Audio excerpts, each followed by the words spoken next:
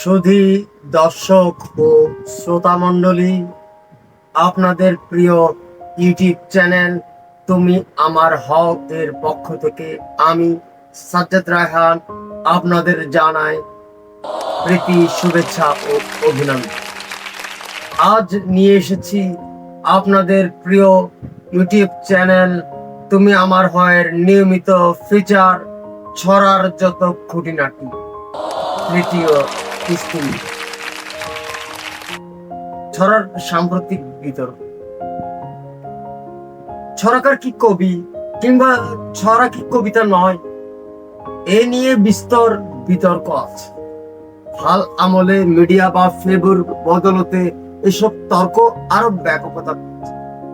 আসুন এরকম দু চারটা উত্তপ্ত তর্ক বিতর্ক নিয়ে খানিকটা আলোচনা করা যাক। প্রথম দিকে আমরা ছড়া বা ছড়ার সংজ্ঞা নিয়ে পুঁথিগত আলাপে না গিয়ে ভাষা ধারণা পাওয়ার চেষ্টা করেছি। এখানেও একই পন্থায় ছড়া বা কবিতা নিয়ে মত পার্থক্য গুলো কিংবা ছড়াকার কাম কবির বিতর্ক তুলে ধরব বইটি।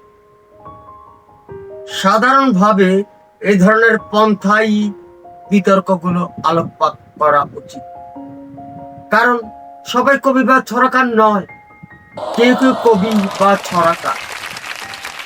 একইভাবে সবাই কবিতা বা ছড়ার সমজদার বা অনুরাগী বা পাঠক নয়, তার নিতান্তই মুষ্টিম। আর সব কবি, ছড়াকার ও এর পাঠক অনুরাগীরা ব্যাপকভাবে এসব তত্ত্ব ও জ্ঞানে আগ্রহী নয়।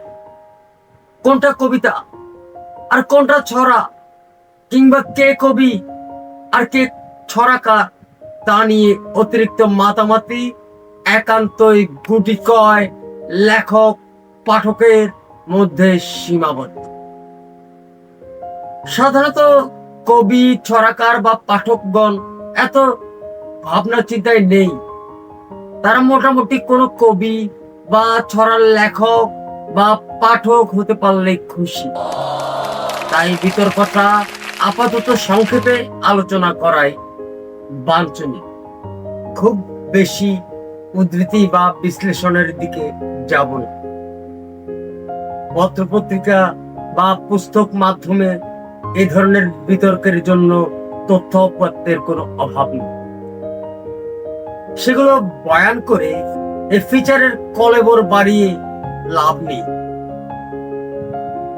আমি শুধু হাল আমলে ফেবুতে আমার চোখে পড়া কটি উদ্ধৃতি দিয়ে এই আলোচনার বিশ্লেষণ পরবর্তী কিস্তিতে সূচিত করব। পরবর্তী কিস্তি দেখার জন্য আমন্ত্রণ। ধন্যবাদ।